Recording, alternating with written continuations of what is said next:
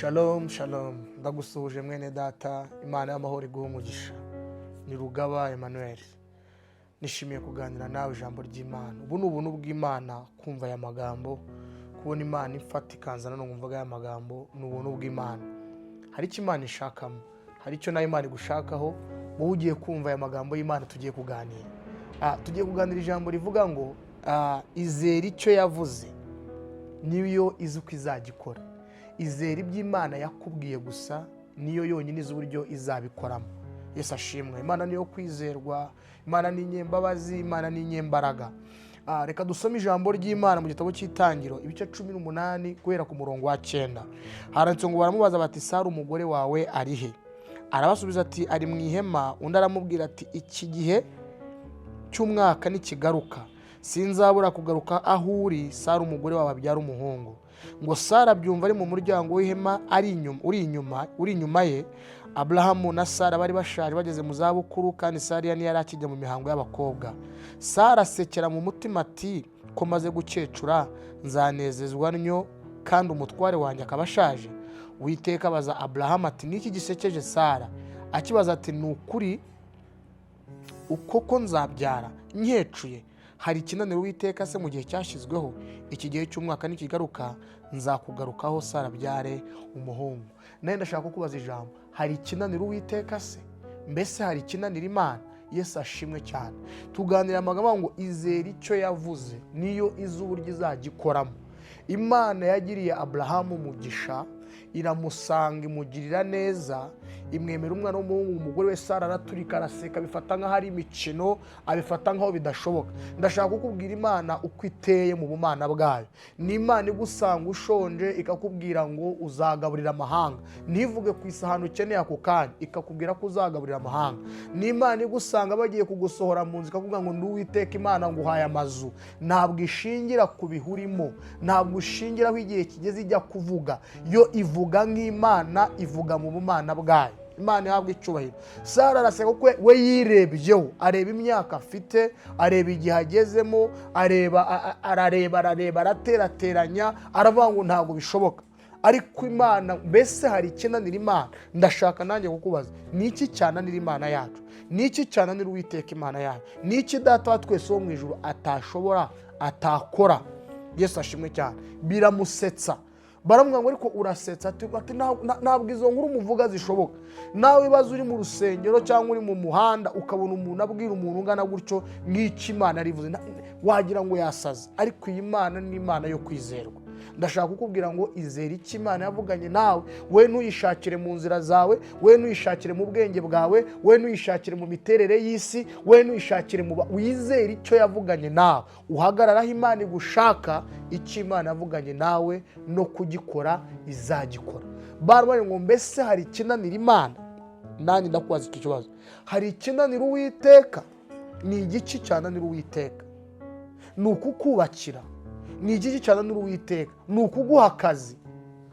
Ni ukugukiza indwara? Ni ukugukiza ubumuga?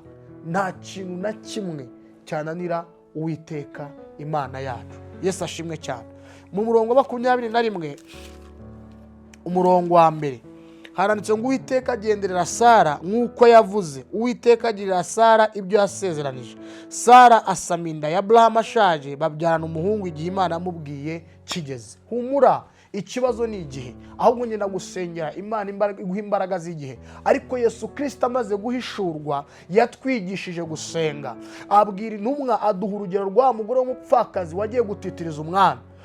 Umwami aravuga ngo nubwo nubaha Imana sinkunde n'abantu, ariko uyu mugore arakomanga cyane, aravuza induru cyane, reka murengere ye gukomeza kunsakuriza. Titiriza.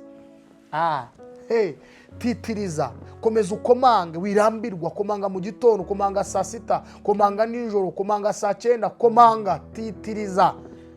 Nta kinanira Uwiteka Imana. Icyo usaba Imana, Imana izagyikora. Bwana Yesu asifiwe sana. Imana yacu ihabwa icyubahiro. Ngigihe gisohoye, buri Imana ari igihe izi kavuga ikigendera. Wowe ukagira ngo ibyo yavuze byarapfuye. Oya, igikurikirana ijambo yavuze kugeza igize irisohoye. Imana ikurikirana ijambo ryayo mpaka irisohoye. Bwana Yesu asifiwe sana. Ni Imana irinda ijambo rya. Imana ntabwo ihinduka ku ijambo. Icyo Imana ivuze iragisohora. Sara rero amwe ngo uzasama inda igihe cy'umwaka, hashize umwaka igihe nk'iyi uzasama inda. Biravuga ngo nuko Uwiteka aramugenderera yongera kugaruka, agaruwe na rya jambo yamuvuzeho. Ndasenga Imana yongera igaruke ku buzima bwawe, igaruke ku cyo yakuvuzeho, igaruke gukora icyo yavuganye nawe, igisohoze. Yakubwiye ngo uheke, yakubwiye ngo uzakora ujye mu kazi, yakubwiye ngo zubaka wubake. Imana nigaruke ku buzima bwawe. Yesu nashimwe. Sara asama inda arabyara. Aravuga ngo ninde warabwiye Abrahamu ko Sara azamubyarira umwana w'umuhungu? Nshuti yanjye, Imana niyo kwizerwa, Imana niyo kwiringirwa, Imana ni inyabubasha, Imana dusenga ni inyembaraga. Wowe humura, iyavuganye nawe niyo kwizerwa.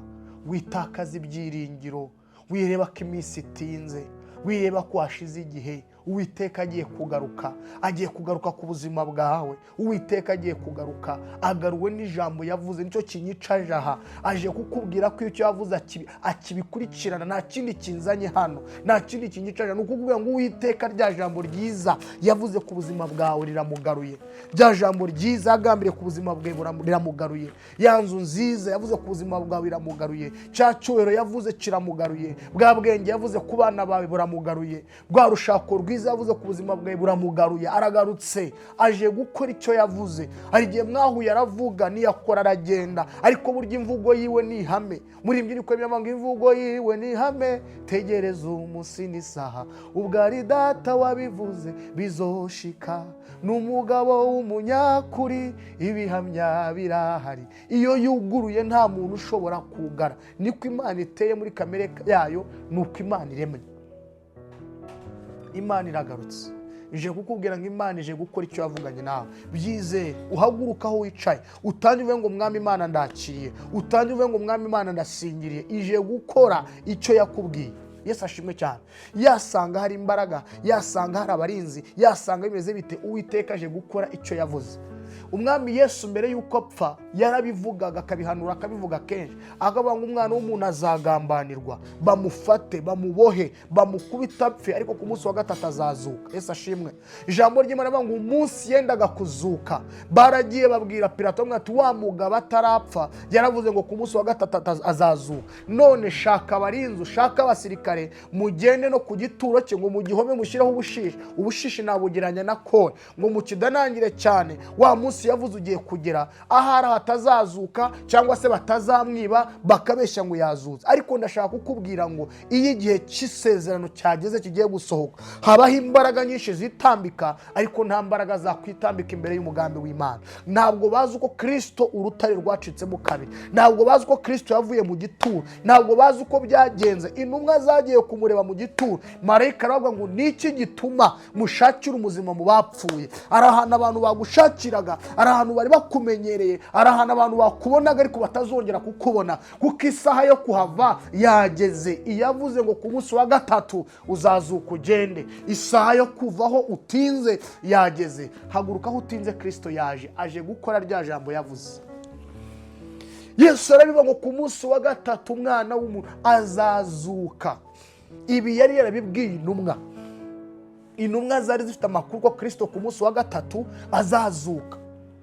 Yesu ashimwe. Niyo mpamvu marayika yabwiye intumwa abaje kumureba ngo kuki muje gushakira umuzima mu bapfuye? Haleluya. Bamuheruka yarapfuye ariko bagarutse kumureba yazutse. Baguheruka warapfuye ariko bagiye kukubona wazutse. Baguheruka warakennye ariko bagiye kukubona wakize. Baguheruka usaba ariko bagiye kukubona utanga, kuko ari nta jambo Imana ivuga ngo rihere. Wigira ubwoba. Imana niyo kwizerwa. Ibihe nibigukange, iminsi nigutera ubwoba, iyavuganye nawe n'Imana yo kwizerwa. Kristo araje, azanywe n'ijambo yavuze, azanywe n'ijambo yagusezeranyije, aje kurisoza kuko ari Imana yo kwizerwa. Ntabwo nkurambira, wakire ko Kristo agarutse ku buzima bwawe. Wakire, wongere ugire kwizera, wongere ugire ibyiringiro, nturambirwe gusenga, ntucike intege, ube nka wa mugore wagiye gutitiriza umwana. Ukomeze utitirize, yego uvuye muri 40 wongera usenge, uvuye mu 3 wongera 7, uvuye mu 7 wongera y'umunsi umwe, uvuye muri umunsi umwe wongera y'ijoro, uvuye mu y'ijoro wongera y'amanywa, wongera yo kugenda, ugire nayo kuryama, ugire usenge. Imana ije gusohoza icyo yavuganye nawe. Imana iguha umugisha, wakira ijambo ry'Imana, wakira ijambo ry'ubuhanuzi ku buzima bwawe. Shalom shalom, amen.